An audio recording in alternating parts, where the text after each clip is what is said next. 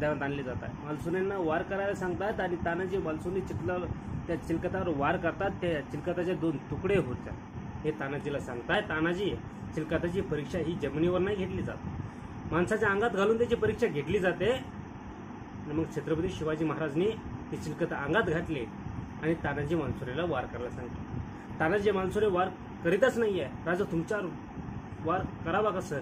ते चिलखत तलवार आरपार गेली तर करावं का राजा?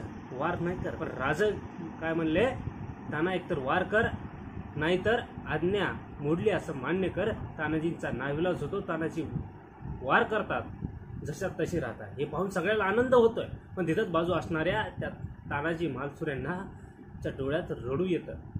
2-2 धारा लागतात. महाराज त्याला विचारताय काय झालं तानाजी?